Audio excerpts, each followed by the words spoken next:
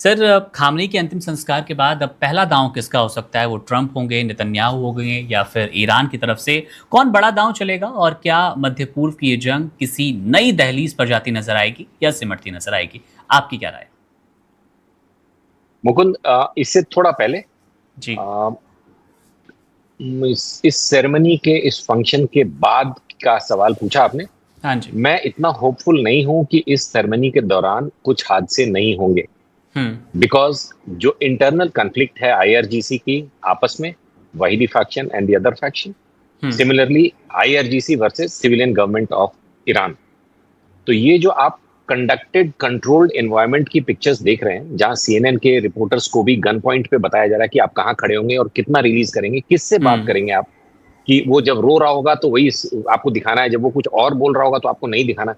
तो ये बहुत ही कंट्रोल्ड एनवायरनमेंट का आप रिलीज देख रहे हैं। बट वहां के कुछ फैक्शंस को, मुकुंद, बहुत अर्जेंटली ये रिक्वायर्ड है कि इस दरमियान कुछ ना कुछ ऐसा हो जिसके लिए दूसरे टारगेट्स को ब्लेम, आईडीएफ को, सीआईए को, मोसाद को ब्लेम किया जा सके। बिल्कुल। जैसा कि अभी हमारे को पैनलिस्ट ने बोला था कि इस दरमियान कुछ एरियल अटैक्स नहीं, मैं बात कर रहा हूं फिदाइन अटैक्स, लोन वुल्फ अटैक्स। इतनी कंसंट्रेशन है वहां लोगों की, जैसा हम्म। मक्का में होता है उस तरह। और उस बीच में कोई रेडिकल एलिमेंट अपने को मतलब शहीद करके और एक दूसरा पर्पस अचीव करने के लिए कुछ कर सकता है, जिसके बाद ये सारी बातें कहीं और चली जाएंगी।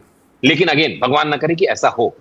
After this processing is over, after the सुपुर्दे खाक इज ओवर, जब उनको दफन कर दिया जाएगा, उसके बाद मुझे लगता है कि जो टेक्निकल टॉक्स चल रही हैं दोहा में, वो दे विल कंटिन्यू। बिकॉज इस दरमियान हॉर्मुज में भी मोर और लेस फायरिंग वायरिंग रुकी हुई हम्म। है, सेंस इज प्रिवेलिंग। तो मेरे ख्याल से वो जो सेकेंड लेवल ऑफ डिस्कशंस चलेंगे, जब तक कि ईरान फिर से हॉर्मुज पे अपना वो हठ धर्मी रवैया ना अपना ले कि भाई हम तो हॉर्मुज को कंट्रोल करेंगे कम वॉट में। सिर्फ हम्म। ईरान अमेरिका के जहाजों को नहीं रोक रहा है, पूरी दुनिया। ये बात मुझे पिछले 3 महीनों में नहीं समझ में आई। आपकी लड़ाई अमेरिका से, अमेरिका के जहाज रोक दो। दुनिया के जहाज को रोक के क्या अचीव करना चाह रहे हो? What are you wanting? What is your बिल्कुल। Aim of this action? जी मुकुल। फिरोज जी, आपसे भी यही सवाल, सुपुर्द खाक के बाद आप क्या संभावनाएं देख पा रहे हैं इस युद्ध को लेकर? फिरोज जी। जी, I think I will agree what sir is saying कि सिचुएशन बहुत ही फ्लूइड है, कुछ भी हम्म। हो सकता है। मगर ये जो मुजाहिदीन खल के इस किस्म के जो आतंकवादी गुट है जिसके सीआईए के दफ्तर खोल के रखे वॉशिंगटन में, वो खुद भी कर सकते हैं, मगर क्योंकि मोसाद का अभी भी कुछ ना कुछ पेनिट्रेशन बचा है, काफी उनको काउंटर भी कर दिया है। टॉक्स ट्रम्प को भी जरूरत है, जेडी वैंस को भी जरूरत है 2028 के लिए और 2026 के मिड टर्म के लिए भी। तो वो हम्म। टेक्निकल टॉक पे चलते रहेंगे। स्ट्रेट ऑफ हॉर्मुज की तो बात स्पष्ट है। अभी तक अभी ये वॉर के पहले किसी को स्ट्रेट ऑफ हॉर्मुज का अता पता नहीं था, पूरा खुला था। ये तो ट्रंप ने आकर आज ये स्ट्रेट ऑफ हॉर्मुज को एक इशू बना दिया है। और बिल्कुल। ईरान और ओमान के लिए भी कि भाई मेरे कोस्ट के बाहर जो स्ट्रेट ऑफ हॉर्मुज है वो ईरान और ओमान की सिक्योरिटी मैनेजर है, वो पूरी दुनिया के लिए अच्छा है। गल्फ ऑफ मेक्सिको अमेरिका संभाले, उनका कोई लेना देना नहीं इस इलाके में। और ये बात भी सही है। और एक्चुअली ब्लॉकेड अमेरिका कर रहा था, ईरान ने ना की शिप्स को रोकी ना किसी के शिप्स को रोकी है। हम्म। इंडिया की शिप पे भी फायर ईरान ने नहीं किया, तो वो तो अमेरिका नहीं किया, तो हमारे 3 सेलर मरे। तो ये प्रॉब्लम आ रहा है अमेरिका की तरफ से। जो ब्लॉकेड का मुद्दा है वो ईरान ने तो, हमारी सरकार ने तो इसराइल को सपोर्ट किया था, उसके हम्म। बावजूद ईरान ने कभी हमारा कोई एक जहाज को उन्होंने उसके समझ से टारगेट किया नहीं। जो भी टारगेटिंग हुआ है वो तो अमेरिका ने किया है, ठीक है। और उसके साथ मैं इतना ही कहूंगा कि इसमें भी अभी भी, क्योंकि ये जो फ्यूरी जो बात थी ना, जो ट्रंप ने डिक्लेयर किया था, सॉरी एपिक फ्यूरी, जिसको वो एपिक फ्यूरी बोलते हैं, वो एक्चुअली जी। एप्स्टीन फ्यूरी है।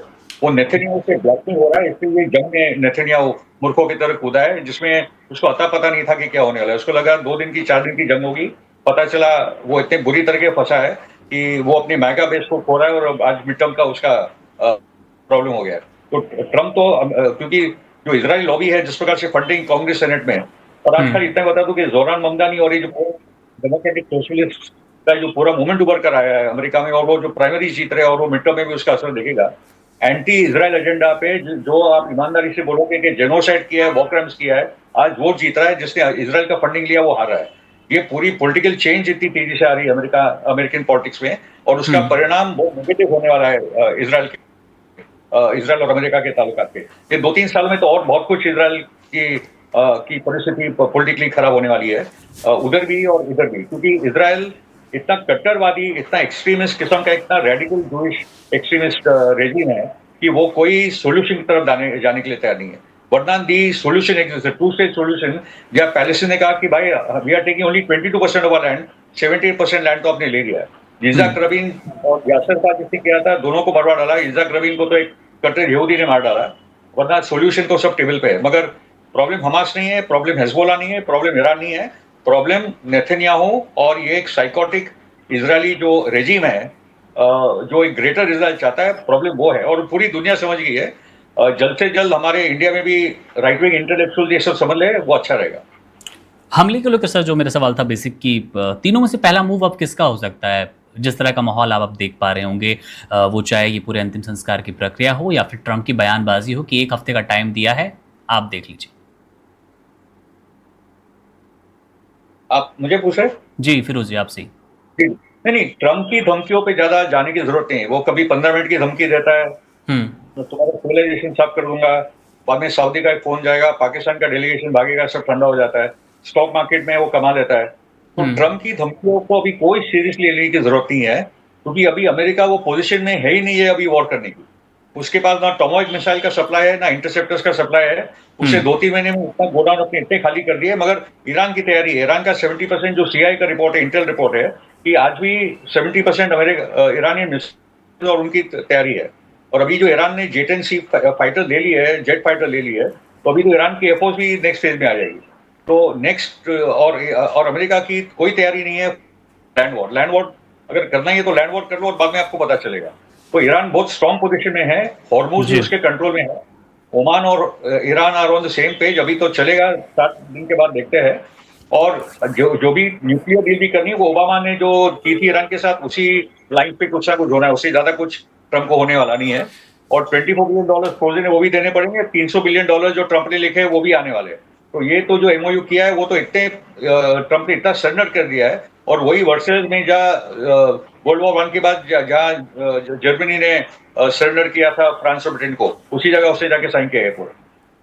ठीक है सर। देवनाथ जी, आपके फाइनल कमेंट्स और यही आपसे भी सवाल कि सुपुर्द खाक के बाद दुनिया क्या नया रंग देख सकती है? धमकियों को लेकर फिरोज जी का कहना है कि ट्रंप की धमकियों को ज़्यादा सीरियस लेने की ज़रूरत नहीं है, और जो कि सच्चाई भी है इसके पीछे। उनकी बयानबाजी लगातार बदलती रही। 48 घंटे में जिस युद्ध को, जिस वॉर को ख़त्म करने की वो बात कर रहे थे, वो अब लगभग 100 दिन के आसपास पार करता नज़र आ रहा है। आपके फाइनल कमेंट्स यही समझना चाहूँगा मैं, आने वाले दिन में क्या कुछ हो सकता है, क्या कुछ आशंका है इस आर्थिक तूफान को लेकर जो पूरे विश्व में पसरा हुआ था? हॉर्मुज की बात भी की आशीष जी ने, हॉर्मुज को लेकर भी आपसे समझना चाहेंगे कि उस पर भी कोई संकट मंडरा सकता है क्या? मुझे इसमें कोई शक नहीं कि आने वाले दिनों में ईरान थोड़ा नरम रुख अख्तियार करेगा, डोनाल्ड ट्रंप और इजराइल भी थोड़ा नरम रुख अख्तियार करेंगे। एक चीज पक्की है कि डोनाल्ड ट्रंप गाहे बगाहे मान ही रहे हैं कि ईरान के पास न्यूक्लियर हथियार नहीं है, नहीं बना रहा है। इसके लिए IAEA की टीम अगले महीने ईरान जाएगी। और क्या ईरान से 400 किलो यूरेनियम लेने की जो जिद है, वो जिद अमेरिका छोड़ देगा। नेतन्याहू को अमेरिका समझा देगा कि इस जिद को फिलहाल मत करो, क्योंकि वो अचीवेबल नहीं है। दुनिया भर में एक स्टेबिलिटी नजर आएगी, स्ट्रेट ऑफ हॉर्मुज खुल जाएगा जी। ये स्ट्रेट ऑफ हॉर्मुज खुल जाएगा, ईरान के कंट्रोल में खुलेगा, इसमें कोई शक नहीं है। भविष्य में आने वाले समय में चाहे ईरान चाहे टोल टैक्स ले, चाहे सुविधा शुल्क ले, चाहे एनवायरमेंटल फीस बोलकर ले, ईरान कुछ चवन्नी अठन्नी लेगा और जाने देगा शिप्स को।